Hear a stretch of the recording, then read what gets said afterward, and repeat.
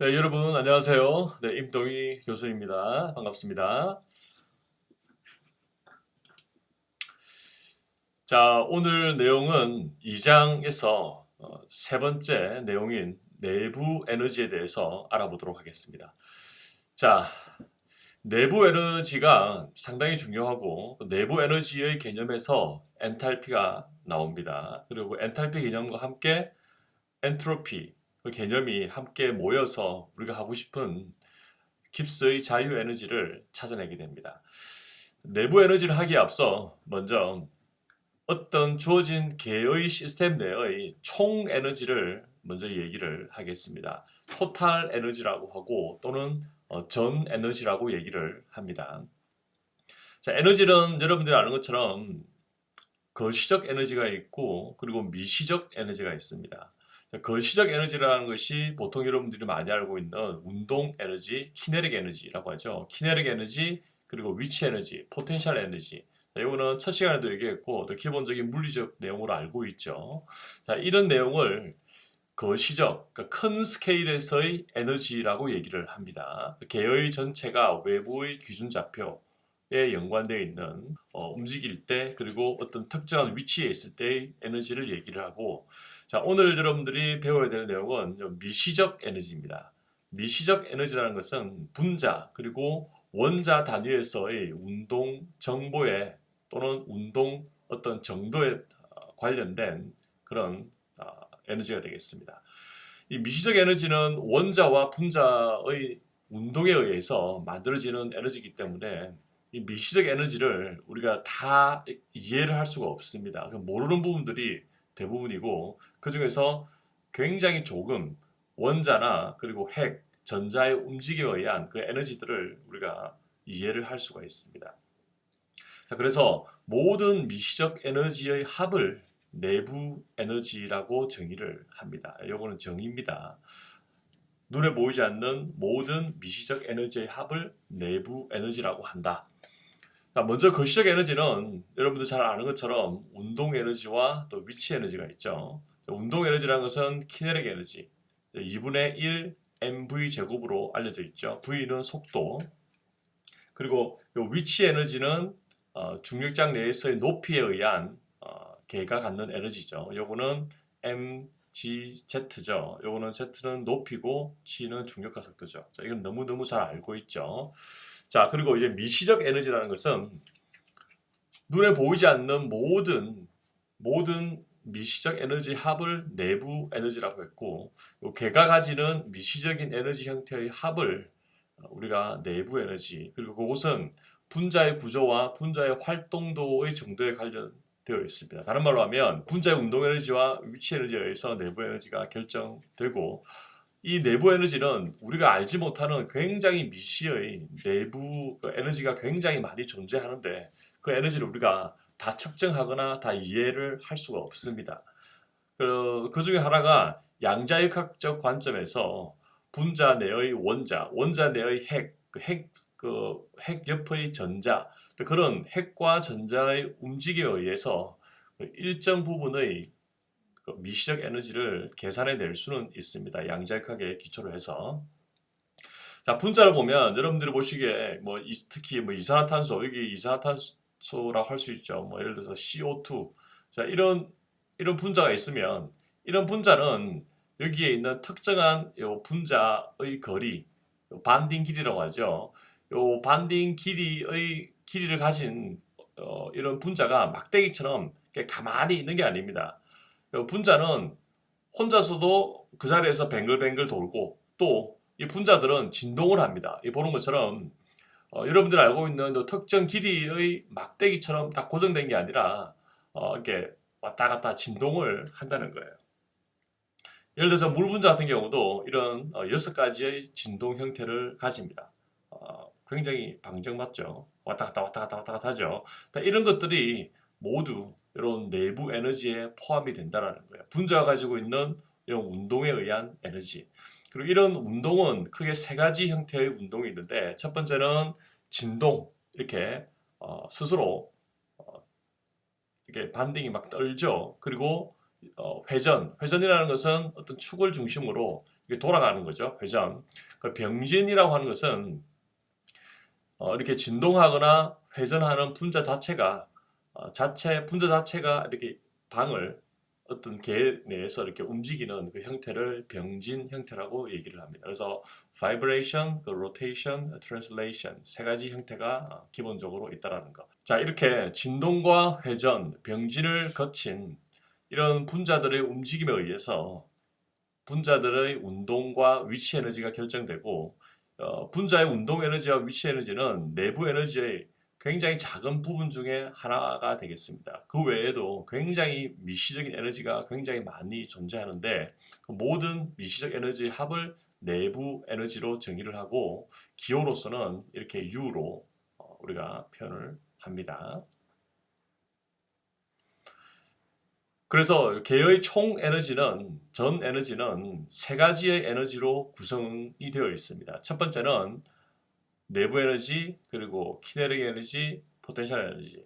대문자와 소문자의 차이는 이런 차이가 있죠.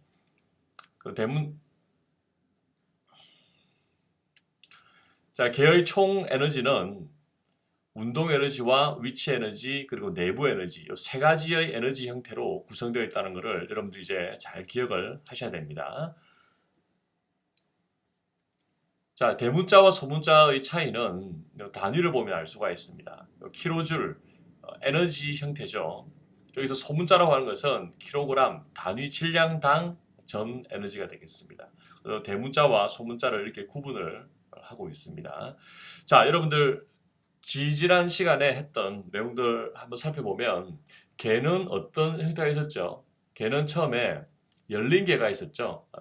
그 닫힌 개가 있었고, 자, 이렇게 닫힌 개에서는 뭐가 왔다 갔다 할 수가 있습니까? 이때는 열은 왔다 갔다 할 수 있고, 그리고 또 질량은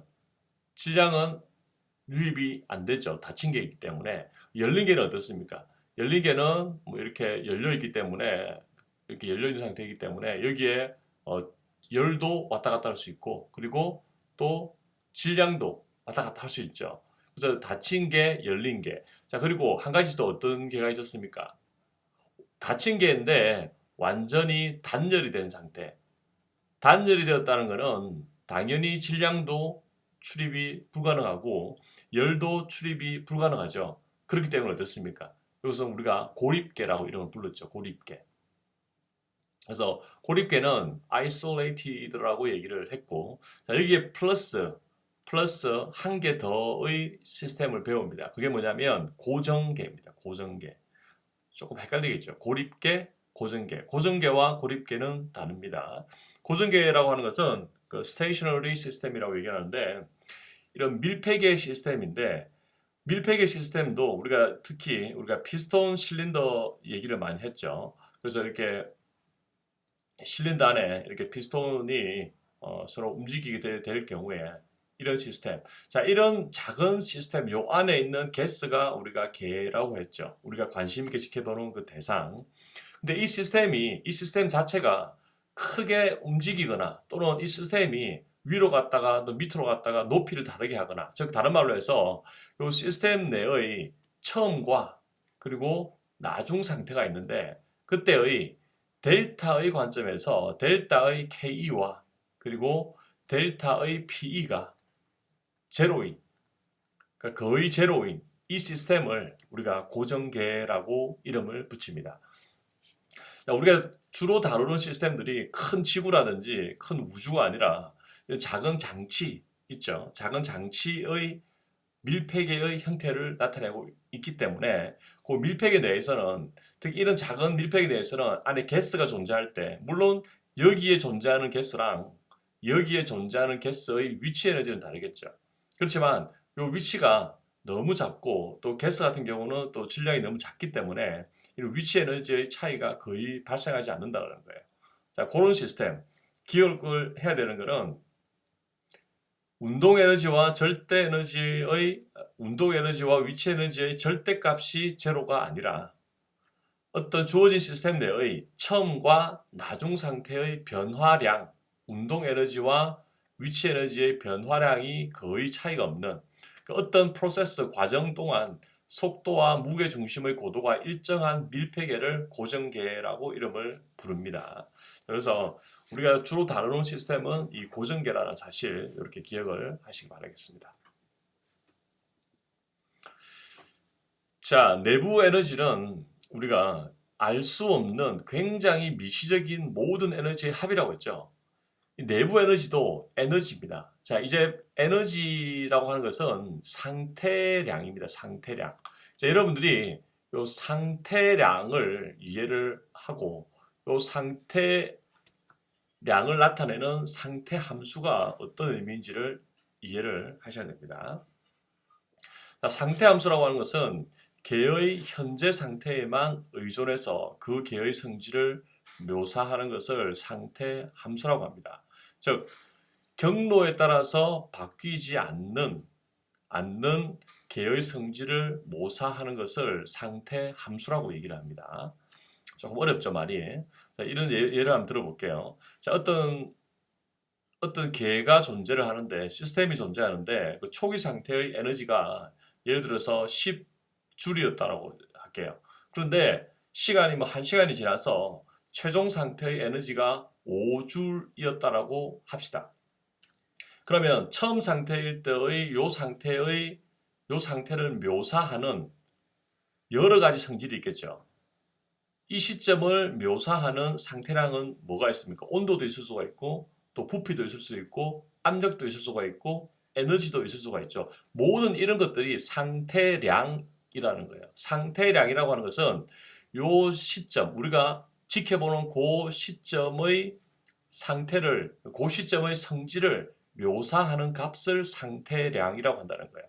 자, 에너지도 10줄, 5줄로 있으면 상태 함수라는 것은 우리가 내부에 U라고 했죠. 델타 U를 나타낼 때 델타 U가 처음 값과 나중 값에만 의존하는 것을 우리가 상태 함수라고 합니다.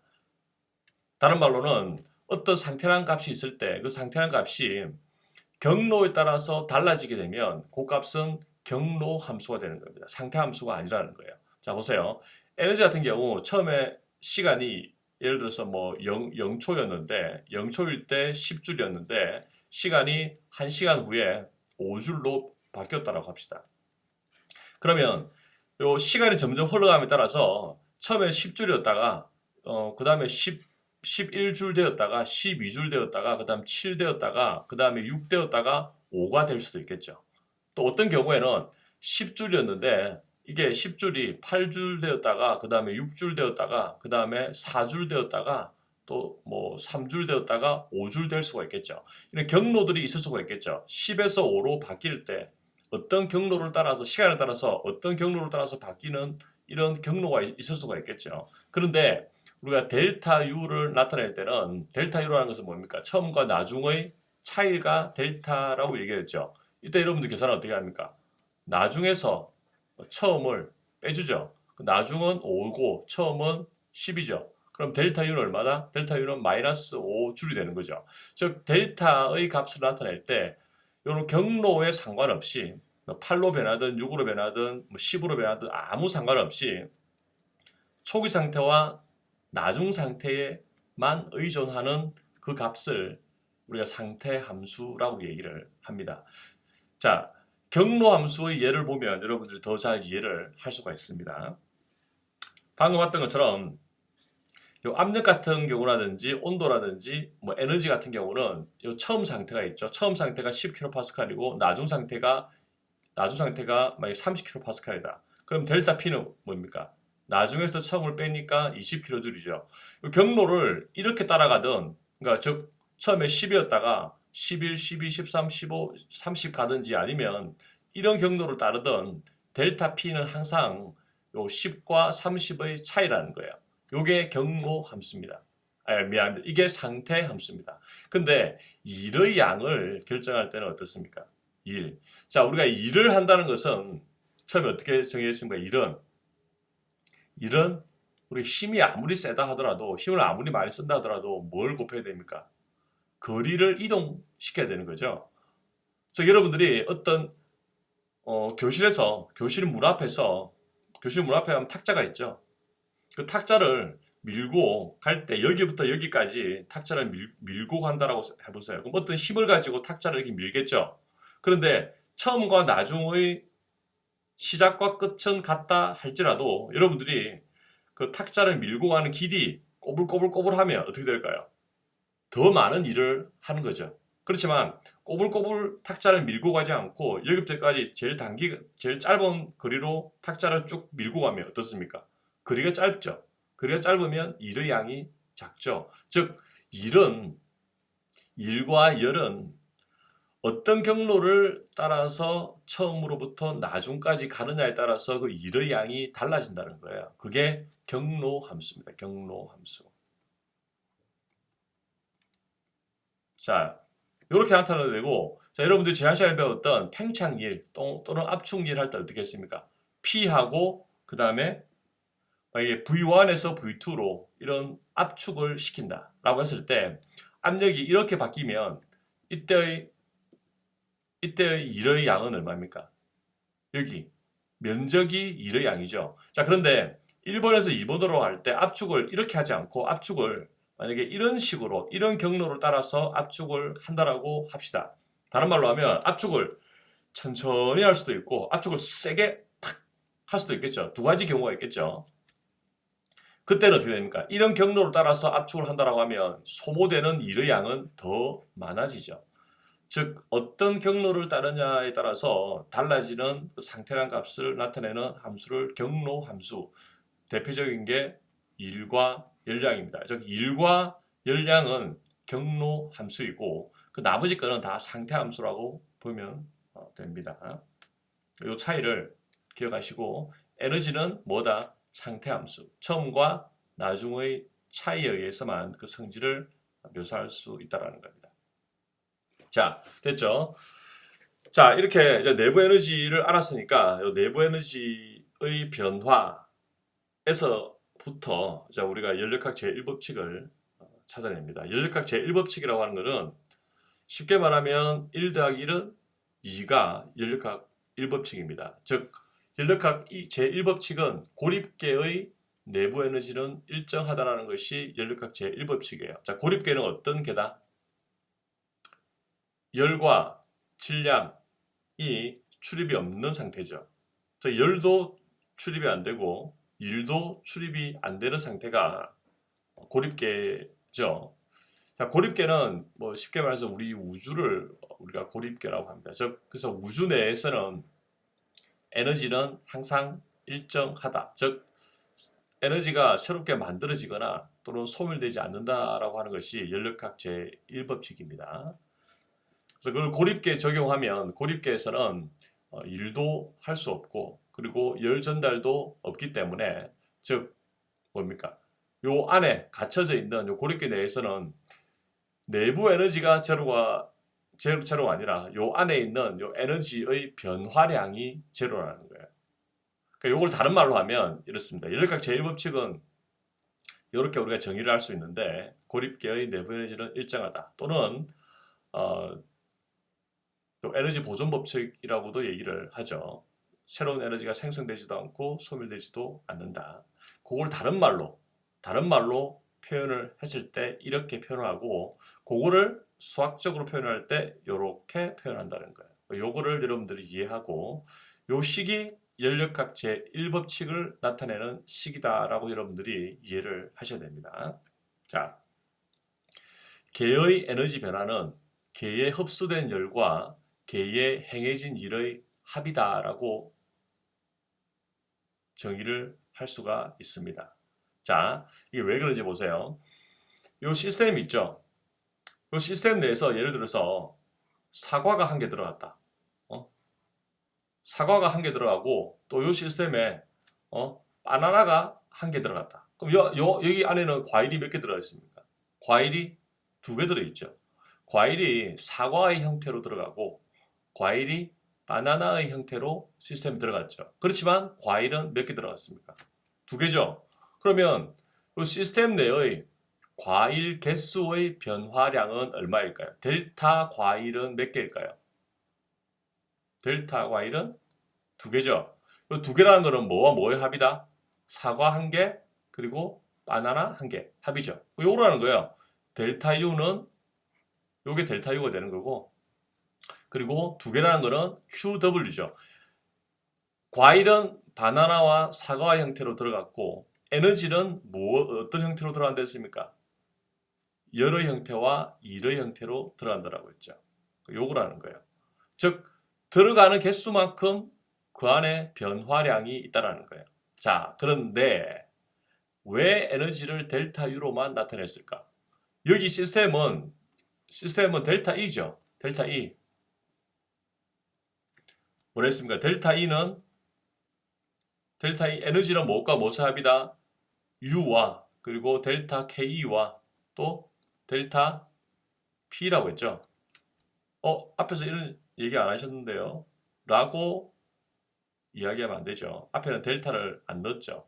즉 에너지는 U, K, P인데 어차피 변화량은 델타 E, 델타 U, 델타 K, 델타 P죠. 자, 그런데 이 시스템에서 한 가지 중요한 전제 조건이 뭡니까? 고정계라는 거예요. Stationary System이라는 거예요. 자, 이 시스템은 어떻습니까? 이 시스템은 위치 에너지라든지 운동 에너지가 어떤 프로세스 과정 동안 크게 바뀌지 않거나 아니면 고정되어 있는 그런 형태를 나타낸다는 겁니다. 자, 그렇기 때문에 이 형태에서 델타 E, 즉 에너지의 변화량을 알고 싶은데 그 에너지는 얘가 빠지고 얘가 빠지니까 결국 뭐가 남습니까? 델타 U만 남게 되는 거죠. 자, 그래서 요런 델타 U는 Q 더하기 W로 우리가 나타낼 수 있다는 겁니다. 그래서 연력학 제1법칙은 어떤 시스템 내에서 에너지, 즉 내부 에너지의 변화량은 정확히 말하면 고정계가 되겠죠. 고정계에서 내부 에너지의 변화량은 들어가는 열량 그리고 투입되는 일의 양의 합과 일치하다는 거예요. 1 더하기 1은 2라는 거예요. 변화량은. 플러스 W는 어떤 의미를 나타냅니까? 플러스 W는 압축이죠. 맞죠? 그리고 마이너스 W는 팽창이죠.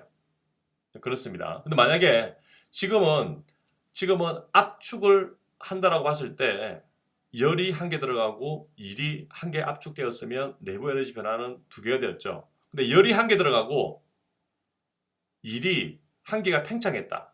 그러면 열이 플러스 1 들어가고 에너지로 일이 마이너스 1 되면 어떻습니까? 안에 델타 U는 제로가 되겠죠. 그렇죠? 다른 말로 하면 열이 들어갔을 때 여기서 열이 Q가 플러스 1만큼 들어갔다. 단위는 무시하고. 근데 얘가 팽창을 했다. 팽창을 하면서 플러스 1만큼의 일을 했다.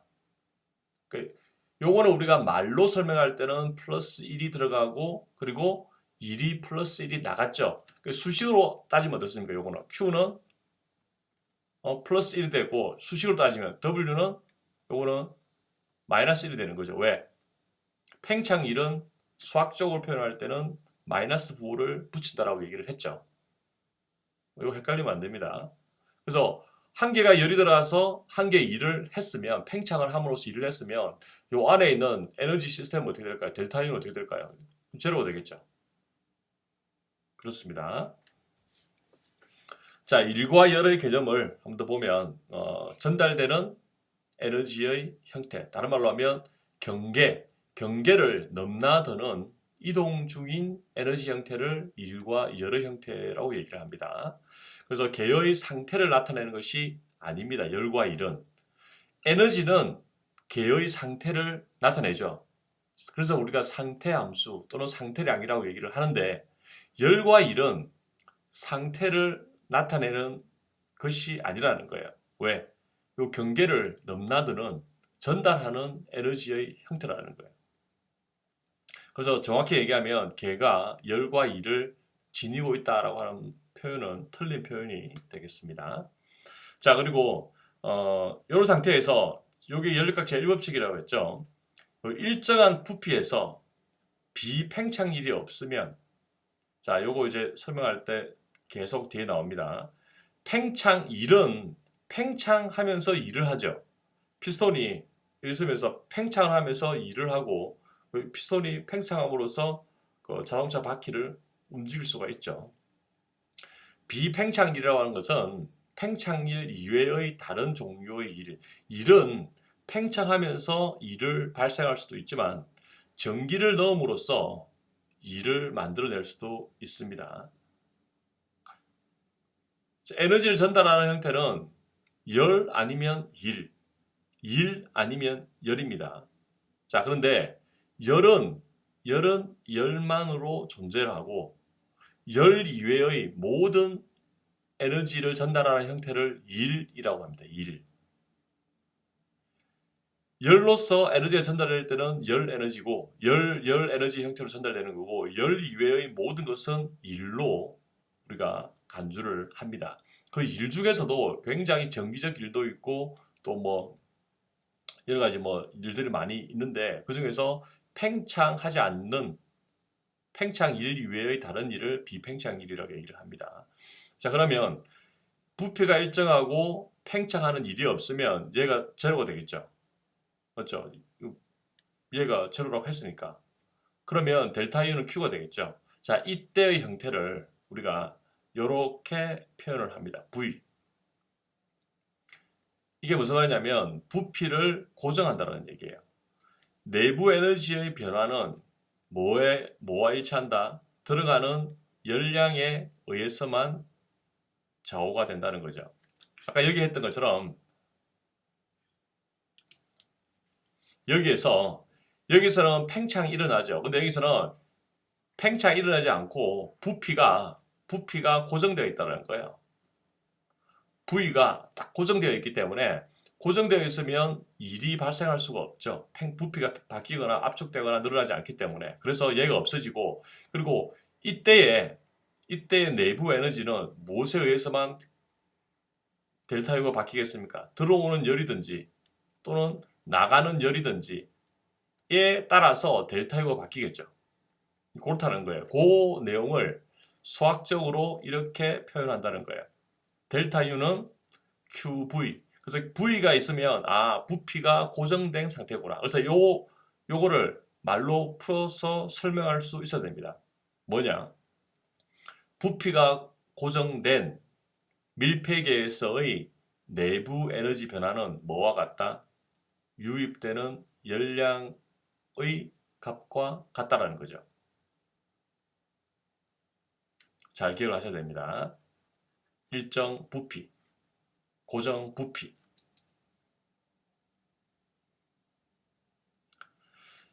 자, 그리고 내부 에너지 변화, 방금 했던 내용들을 같은 말입니다. 쭉 했고 참고로 에너지 변화는 델타 U로 적는데 계에 전달된 일은 이런 뭐 델타 W, 델타 Q를 쓰지 않습니다.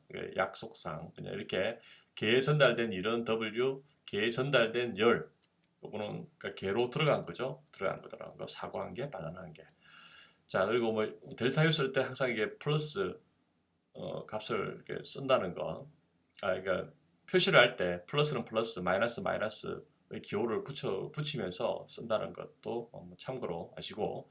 자, 이게 뭐다? 연력학 제1법칙이라 했죠. 연력학 제1법칙에서 지난 시간에 배웠던 게 뭡니까? 요거죠. 이게 뭐다? 어떤 조건일 때 이렇다? 이상기체 등온 상태일 때 얘가 나온다라고 설명을 강조를 많이 했죠. 잘 이해를 하고 이해를 못하는 사람들은 지난 시간 내용을 살펴보고 반드시 이해를 하고 암기를 해야 됩니다. 두 개를 합하면 어떻습니까? 내부 에너지 변화에서 이상기체의 등온 팽창 시 요 식이 적용되면 어떻게 된다? 델타 U는 제로가 되죠. 왜? 요 두 개의 관계가 합해지니까. 이렇게 수학적으로 간단하게 나타낼 수 있고 요거를 여러분들이 해석을 할 줄 알아야 된다. 그래서 어떤 의미인지. 자, 등온이라는 거는 어떤 주어진 온도에서 온도가 일정하면서 온도가 있으면 시스템이 있으면 온도가 일정하면서 팽창한다는 거죠. 그렇죠? 이 시스템 안에는 뭐가 들어있습니까? 기체가 들어있죠. 그 기체 중에서도 어떤 기체가 들어있다? 이상기체가 들어있죠. 여러 시스템 안에 이상기체가 들어있는데 이게 온도가 일정하게 등온으로 팽창을 한다는 거예요. 등온으로 팽창할 때 요 안에 있는 내부 에너지는 변화량이 어떻다? 내부 에너지는 변화량이 없다라는 거죠. 내부 에너지가 변화량이 없다는 말은 다른 말로 하면 뭡니까? 이 부피가 요 이산기체의 내부 에너지는 부피가 늘어나도 부피의 늘어난 변수에 의해서 결정되는 내부 에너지가 아니라는 거죠. 부피가 늘어났지만 내부 에너지가 일정하죠. 그래서 주어진 온도에서 이산기체의 내부 에너지는 차지하는 부피와 무관하다라는 것을 요 이산기체의 등온 팽창의 요 유도된 식으로부터 우리가 해석할 수 있는 내용이라는 거예요. 그렇죠? 이렇게 이해를 하시고, 자, 이거는 참고로 봄배 열량계라고 있습니다. 자, 우리가 열 용량, 여기 열 용량이라고 했죠. 열 용량은 어떤 외부에서 열량이 들어갔을 때 그때 변화되는 온도로 정의를 한다고 했죠. 비열 용량은 뭐라고 했습니까? 비열 용량은 여기다가 그람당, 지금 이 형태는 그람당이 아니죠. 그래서 비열 용량을 다른 말로 비열이라고 얘기를 한다라고 했습니다. 자, 그래서 요 열 용량에서 요 델타 T라고 하는 것은 우리가 어떤 온도의 변화는 우리가 온도계로서 측정이 가능하죠. 근데 문제는 요 열량을 잘 측정을 할 수가 없습니다. 그러니까 얼마만큼 열량이 나오는지를, 그래서 요 열량을 측정하는 요 장치가 봄배 열량계입니다. 영어로는 밤인데 우리 한국말로는 봄배라고 얘기를 합니다. 여기는 일정 부피입니다. 그래서 여러분들이 기억하셔야 되는 거는 어떤 상황이 주어지는데, 지금부터 계속 어떤 상황이 주어지냐면 그 시스템이 부피가 일정하다 또는 압력이 일정하다라고 하는 그 전제 조건이 붙습니다. 지금 첫 번째가 일정 부피에 대한 내용이고, 일정 부피로서 열량을 측정하는 것을 정용 열량계, 또는 여기는 연소를 통해서 열량을 측정하기 때문에 연소 열량계라고 얘기를 합니다. 책에서는 이런 그림이 나오죠. 요거는 지금 단면도인데, 여기는 물로 채워져 있고 그 물 안에는 이런 공간이 있습니다. 공간이 있고 여기에 어떤 물질을 이렇게 올려놓습니다. 그 물질이 태웁니다. 태워서 얼마만큼의 열량을 나타내는지를 우리가 알고 싶을 때 이 Q를 우리가 직접적으로